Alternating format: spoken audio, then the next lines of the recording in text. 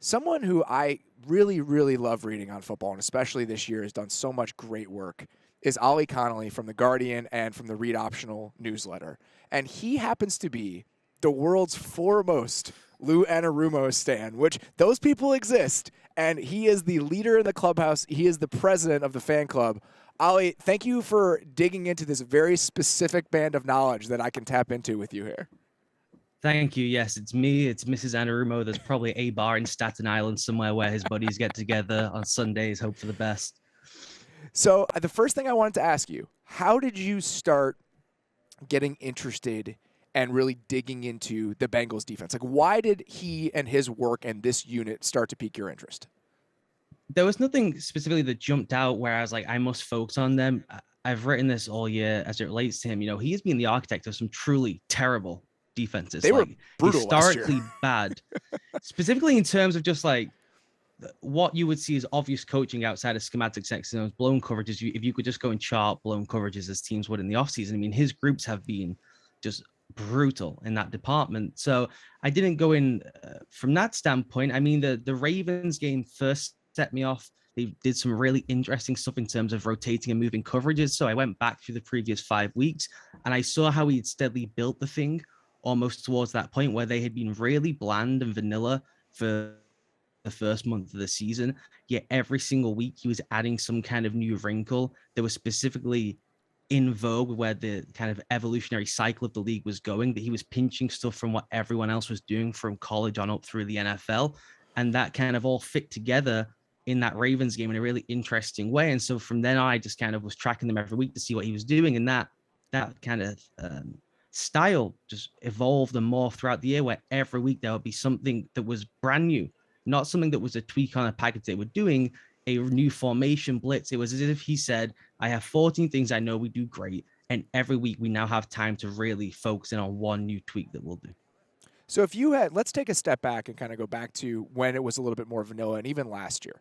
What would you say were the overarching and kind of dominating themes or principles of the Bengals defense through week 4 of this season?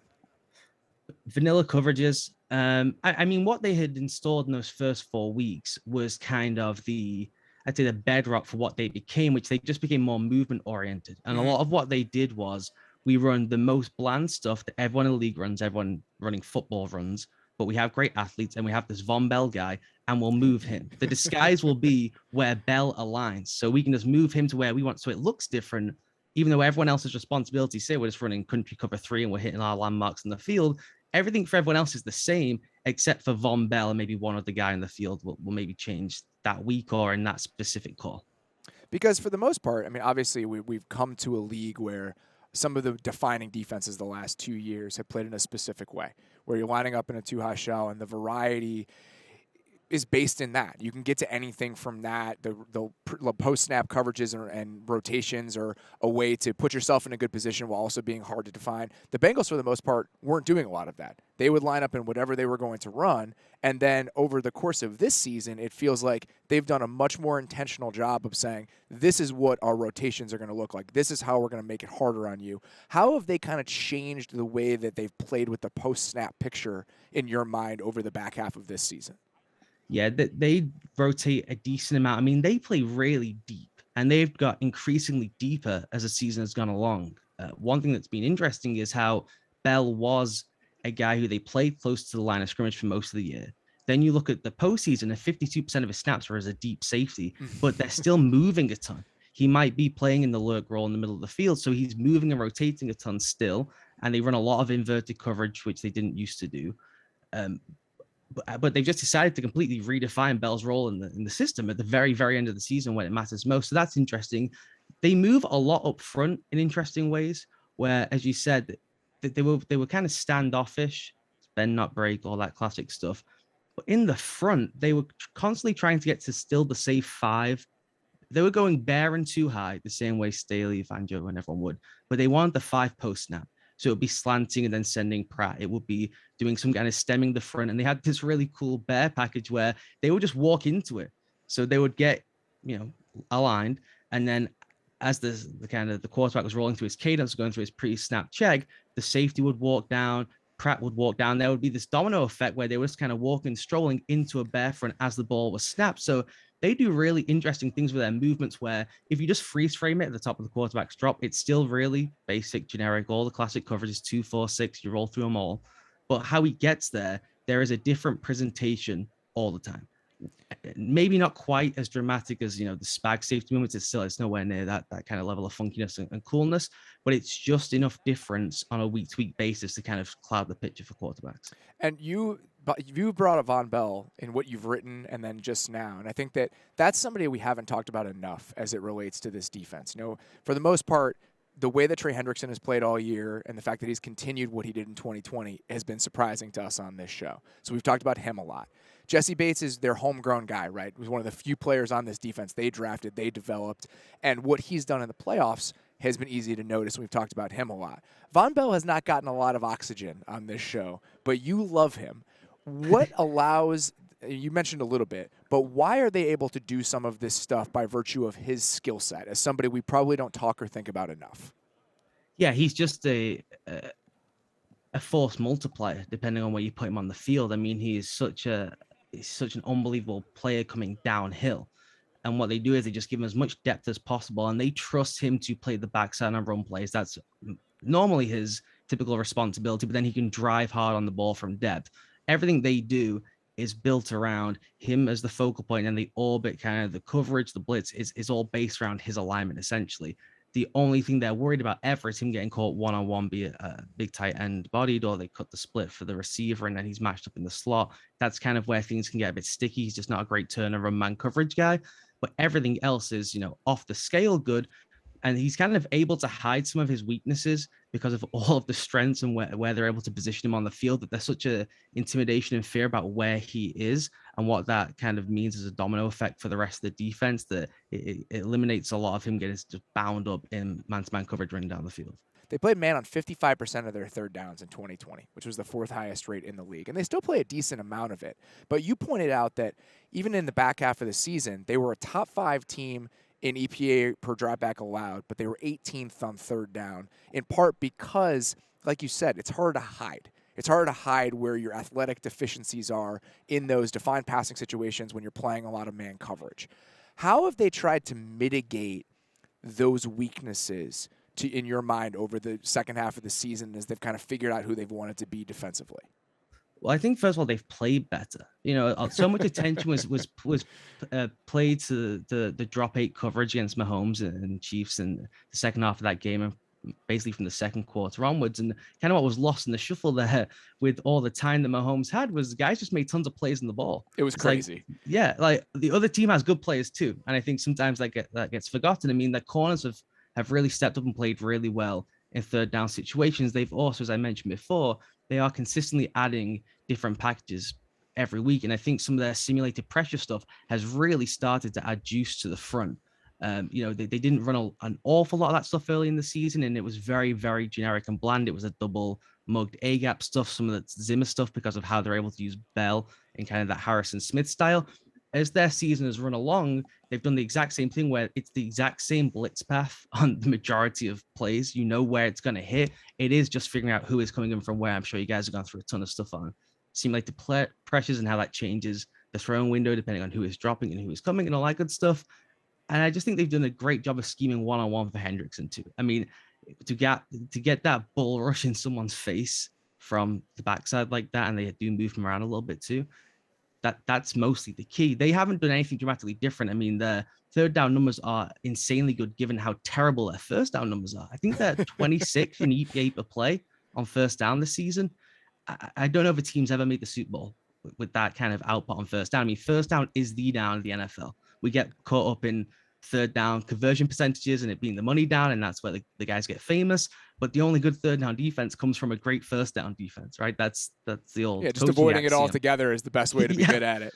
Yeah, it's funny because you mentioned, the Bell does so many different things for them. But I think that Hendrickson is also emblematic of the way they play defense because he only really does one thing, but he does it well, and it's all they ask him to do.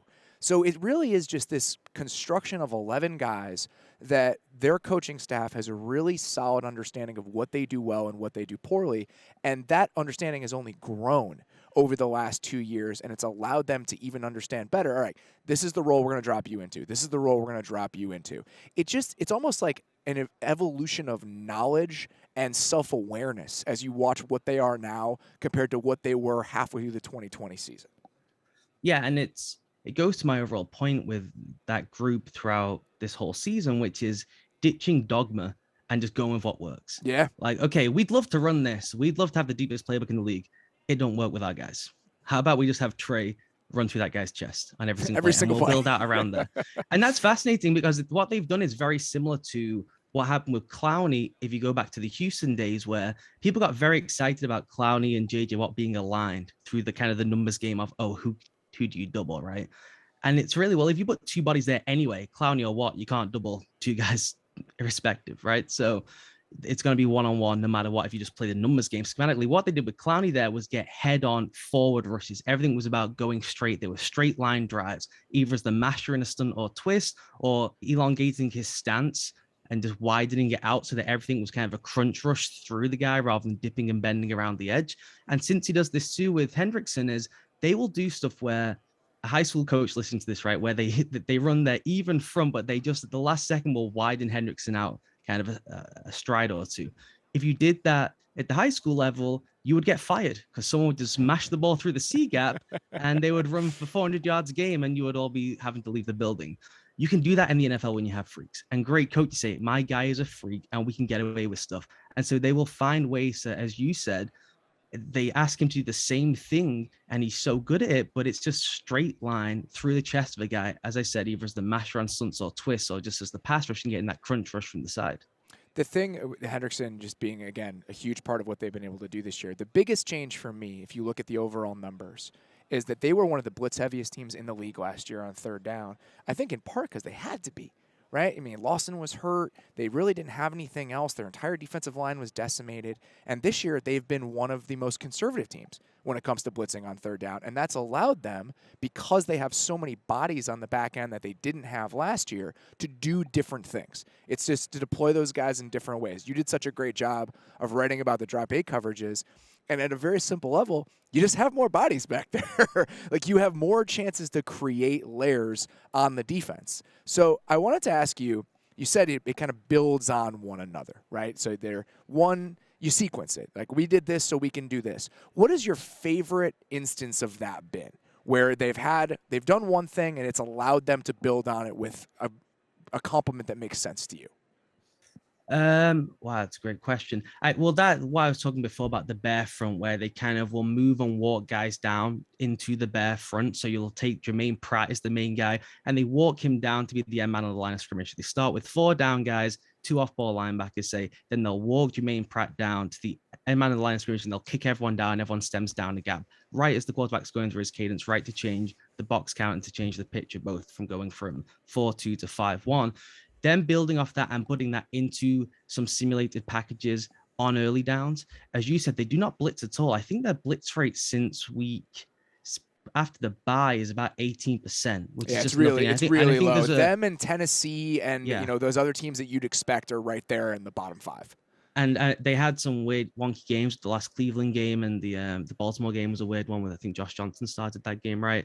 And then they played Drew Lock in the second half against Denver. So they have some kind of things, adding some noise to the numbers there, but they don't blitz an awful lot. And what they've done is kind of taken their interesting movements and all that walking I was talking about before and timed that up into their blitz packages. What was before became a run front for them is now a way for them to slide the protection if they want to blitz and maybe bring someone from the other side, right? So this is what I was talking about before, as you said, where as offensive play calls will sequence plays throughout the season and will sequence them throughout a game, they have added some kind of fresh package every single week that has built on top of whatever tendency they've set over the last 2 or 3 weeks. So yeah, they've just been really excellent in one-off situations. And sometimes that's luck, right? It's just a small sample size, but they've got so many good plays. Every player feels like a B+. Yeah, it's such a strange, and we've talked about that ad nauseum. It's such a strange construction of a defensive roster because it never works. It never works to have a bunch of B or B pluses and pay them premium dollars like the Bengals have had to. This is a top 3 team in defensive spending. and they don't have a true superstar. And that was a concern for us coming into the year. It's like, man, who are you worried about?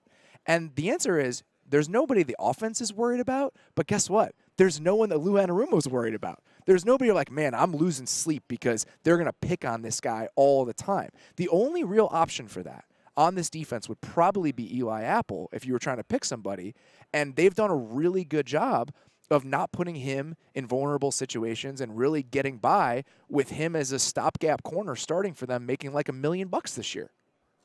Yeah, I think that where they're really vulnerable is their linebackers in space are pretty iffy. They're poor man coverage linebackers, but because they're able to just, as we said before, flood so many guys essentially into the middle of the field, they are congesting things so much inside, daring the quarterback to make low percentage throws outside the numbers.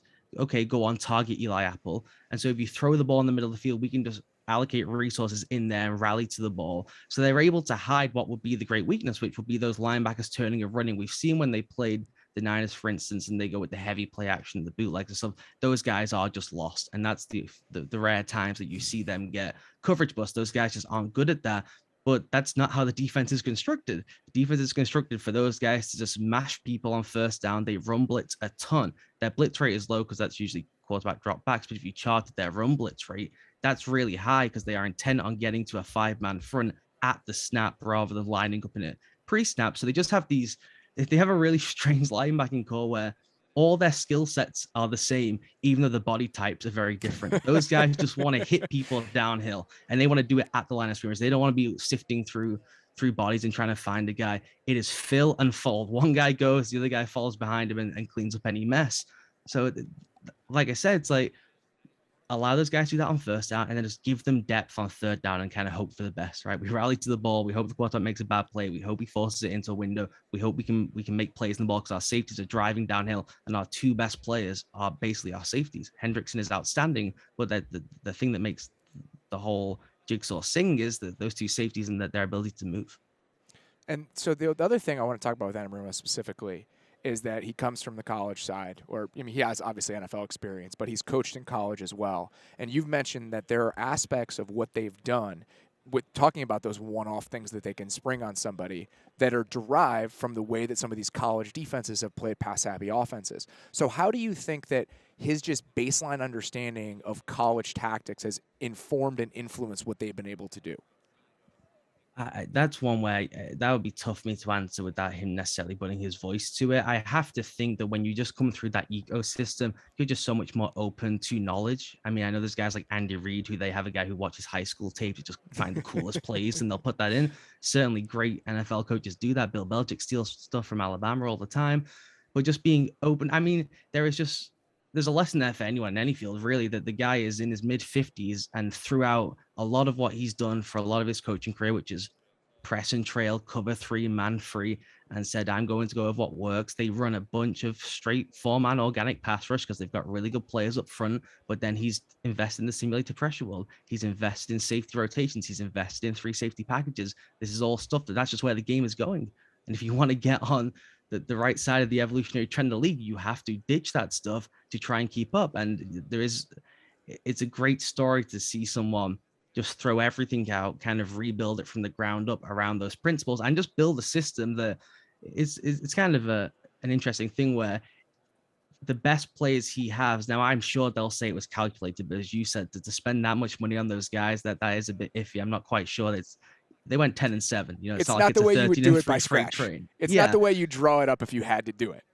They've kind of worked themselves into having the essential pieces you would need to run all that stuff that just so happens to work naturally with where the game is going. They've kind of been lucky in that sense. I was really interested in what you wrote talking about the drop 8 stuff, just about how it helps add layers to a defense and how important it is to have layers in a defense. On a baseline level, how would you explain the importance of having layers in coverage and the way that this team specifically has been able to do that over the course of the year? Yeah, layering is just about not getting the coverage drained out, right? If you only have 3 layers on the defense and you have 4 guys out in the route, you can just layer your routes and someone's going to be free. The more layers you add, the more kind of target points you kind of eradicate for the offense to hit. Most offensive designs are attacked to either break down man coverage and spring someone open, or to have a sight line in there that should puncture some kind of zone coverage. And so usually you've got 4 or 5 eligibles out there with the check down, and you should be able to bust through what would traditionally be 7 guys dropping into coverage, whether it's 4 deep, 3 underneath, 3 deep, 4 underneath. So that's what's so interesting about that drop 8. So if you chuck an extra body back there, suddenly you can kind of concertina the pieces down so that you have one at every single landmark or every single target zone you would have as an offense looking to attack. And it just changes the windows of all of that programming a quarterback has had since he was in high school, that it's going to be 4 deep, 3 underneath, or 3 deep, 4 underneath. And all of a sudden you see the finest quarterback on the planet brain breakdown, essentially looking around going, hang on a second, that's supposed to be open there if those 2 guys are deep. That guy's supposed to be open if there's 1 guy deep. And yeah, it just completely frazzled the Chiefs in that second half. Yeah, it was remarkable, and that's exactly what it felt like, right? I mean, you have a situation where it's like, all right, well, it's 3rd and 7, and they're playing single high, so it's probably going to be some form of like 1 robber, which they were running a decent amount in that game. And then the moment you think that one of those crossers is going to come open because that robber's in the middle of the field, he's dropped down a certain level, there's another one. And that crosser that's supposed to be open against that coverage is no longer open. It just felt like that was happening over and over and over again. So you talking about they also go ahead. Just quickly on that, they also did more combination coverage stuff than I've seen them do all season, playing man to one side of the field, playing zone to the other. One thing they've not done this year, which teams have started to do more of this year, is the lock coverage, where you just lock one receiver, he's in man, everyone else is in zone. You'll see teams do this more and more now because it's such a motion league and everyone has the Rams did it check. a ton last year. Yeah, ton, where you just lock the motion man so the quarterback thinks it's man, then it's zone. That's the first time this season against Mahomes and the Chiefs. Another reason why that drop 8 works so well is you check 1, 2, okay, I think it's man, you look to the other side, all of a sudden it's zone and you're not sure where to go with the ball. Now you're holding the ball 3, 4, 5 seconds, bouncing around, waiting for stuff to come open. And so if we were trying to boil it down, just kind of getting back to the big picture look at this, as why they've been able to do this, even if we have concerns about his background, about their defensive talent. It seems to me that your number one thing that you've honed in on is just open-mindedness and flexibility. Would you say that's it, or would you say there are other aspects of, on a broad level, why is the Bengals defense good? Yeah, I think, look, it's sometimes it feels unfair to give the coach too much credit for drawing stuff on the chalkboard. But I think that is really impressive in an organization that has been quite stilted. I mean, offensively, they're very stilted. You know, it's very dry. It's very cookie cutter. It's a lot of the stuff everyone runs in the league. So for this guy to bring in and to kind of just punt on all of his old stuff and say, I will rebuild this with what I think is the best from the rest of the league, similar to kind of how they've built that offensive side, is important. I mean, there's no hiding the fact that you get pressure with 4. That's how you win everything. I don't care how many analytical stuff we do. I love the analytics. I love looking through roster spend. I love all that stuff.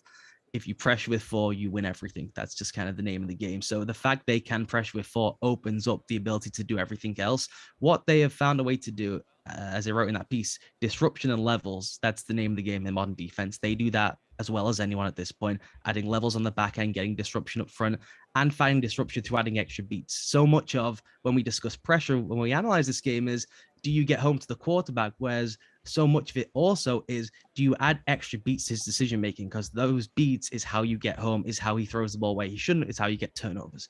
And they are, I think, the best defense in the league at forcing extra beats in the pocket. And that's kind of interesting when you get into how Stafford plays when he starts having to go through a couple of extra beats, is kind of where his game can fall down at times. But that is the main thing about them, is they have just thrown so much at people. They do some wonky stuff, and they do some very traditional stuff where they just compress space. So the quarterback is thinking either, oh, I could get more if I wait a second here, or he's thrown off by the timing of the play. It's really interesting. Ollie, really appreciate the time. Again, please go check out the work that Ollie does on the Read Optional newsletter. One of my favorite football reads over the course of the entire season. You will learn something every single time you click on something that he does. Really appreciate the time. Let's please do this again at some point in the offseason. We'd love to have you back. Yes, man. It's anytime. Thank you. Awesome.